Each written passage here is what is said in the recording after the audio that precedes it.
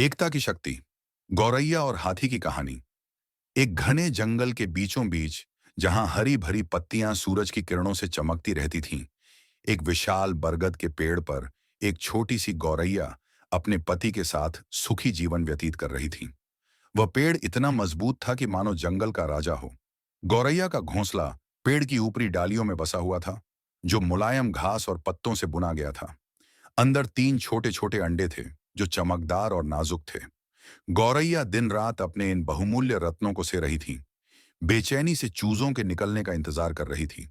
वह कल्पना करती, कितने प्यारे होंगे मेरे बच्चे, वे उड़ना सीखेंगे और हम सब मिलकर जंगल की उड़ानों का मजा लेंगे।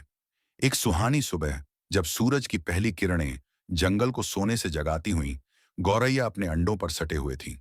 हल्की हल्की हवा चल रही थी, जो पत्तियों को सरसराहट के साथ नचाती हुई गुजर रही थी। उसका पति, एक चतुर और मेहनती गौरैया, रोज की तरह खाने की तलाश में बाहर निकल गया था।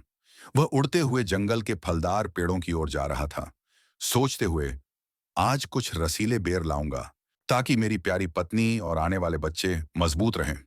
लेकिन जंगल में शांति ज्यादा देर टिकी नहीं। तभी दूर से भारी भरकम कदमों की गूंज आने लगी।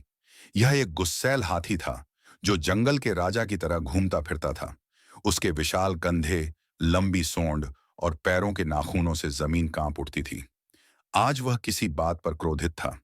शायद किसी शिकारी ने उसे परेशान किया हो, या जंगल की कोई छोटी मोटी घटना।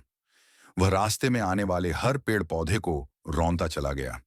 छोटे झाड़ियां कुचली गईं, फूलों की क्यारियां तबाह हो गईं। सब कुछ मेरे रास्ते से हट जाए, वह गरजता हुआ आगे बढ़ रहा था। अचानक उसकी नजर गौरैया के पेड़ पर पड़ी। यह पेड़ जंगल का सबसे पुराना और मजबूत था, लेकिन हाथी को यह चुनौती लगी।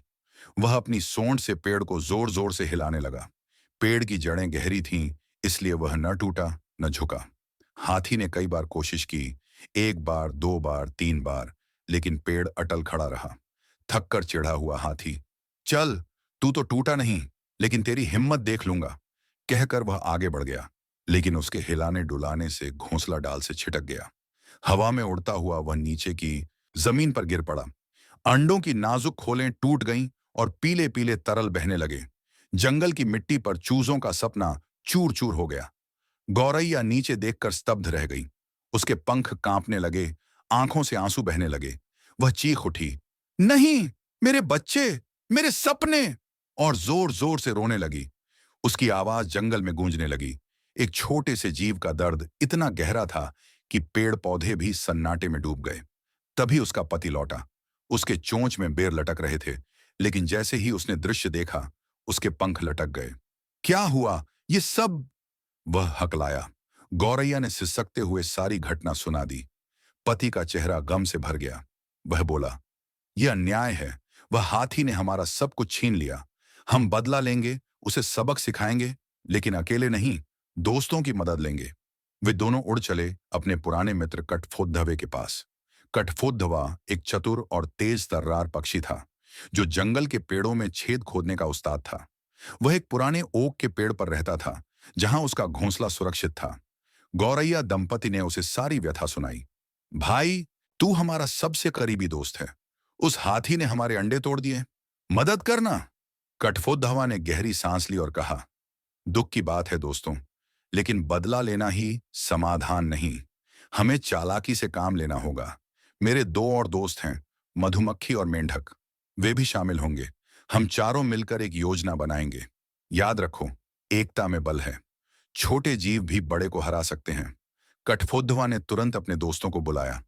मधुमक्खी एक मेहनती और मधुर स्वर वाली थी, जो जंगल के फूलों से रस इकट्ठा करती थी।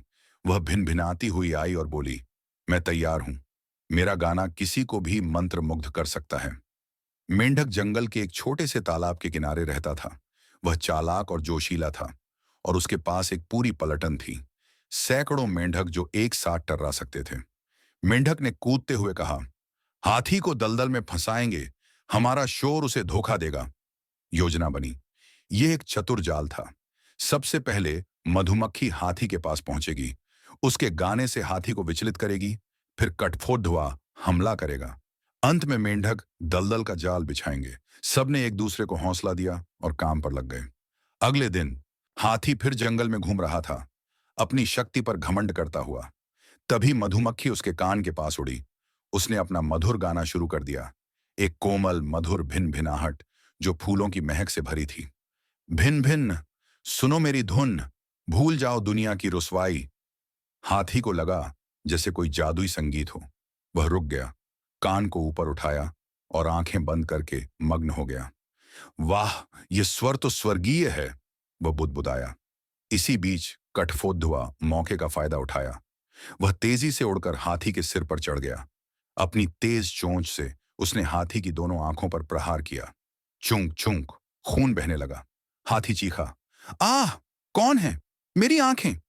वह दर्द से कराहने लगा, सिर हिलाने लगा, लेकिन मधुमक्खी अभी भी गा रही थी ताकि वह भटक न जाए। अंधा हो चुका हाथी अब घबराया हुआ इधर उधर भागने लगा। अब मेंढक की बारी थी। वह अपनी पूरी पलटन, सैकड़ों मेंढक के साथ जंगल के एक गहरे दलदल के किनारे पहुंच गया। दलदल कीचड़ भरा था, जहां कोई भी भारी चीज धीरे धीरे डूब जाती। मेंढक ने इशारा किया और सब एक साथ टर्राने लगे। टेरा टेरा, टेरा टेरा। यह शोर इतना तेज था कि जंगल कांप उठा। अंधे हाथी को लगा, यह तो पानी की आवाज है, तालाब है पास में, प्यास लगी है, पी लूं तो आराम मिले। वह आवाज की दिशा में लंगड़ाता हुआ बढ़ा। मधुमक्खी और कठफोद्धुआ ऊपर से देख रहे थे। गौरैया दंपति भी चुपके से नजर रखे हुए थे। हाथी दलदल के किनारे पहुंचा। पहला कदम रखा, कीचड़ ने पैर चूस लिया। क्या? यह तो... लेकिन देर हो चुकी थी। वह और गहरा चला गया। मेंढक अभी भी टर्रा रहे थे ताकि वह रुक न जाए। धीरे धीरे हाथी का विशाल शरीर दलदल में धंसने लगा। पहले पैर, फिर पेट, फिर गर्दन। वह चिल्लाया, बचाओ, ये जाल है। लेकिन कोई मदद न आई। घंटों की मशक्कत के बाद वह पूरी तरह डूब गया। जंगल में शांति लौट आई। गौरैया दंपति ने राहत की सांस ली। कठफोद्धवा बोला, देखा दोस्तों, हमारी एकता ने असंभव को संभव कर दिया। मधुमक्खी ने मुस्कुराते हुए कहा, और बदला भी लिया, लेकिन सीख भी दी, शक्ति का घमंड कभी ना करो। मेंढक ने हंसते हुए जोड़ा, अब जंगल सुरक्षित है। इस घटना के बाद गौरैया दंपति ने नया घोंसला बनाया। चूजे निकले और वे सब मिलकर जंगल की कहानी सुनाते, एकता की ताकत की। नैतिक, छोटे छोटे जीव भी यदि एकजुट हों तो सबसे बड़े दुश्मन को भी हरा सकते हैं। शक्ति अकेले में नहीं, सहयोग में है। कहानी पसंद आई हो तो चैनल को सब्सक्राइब करें। धन्यवाद।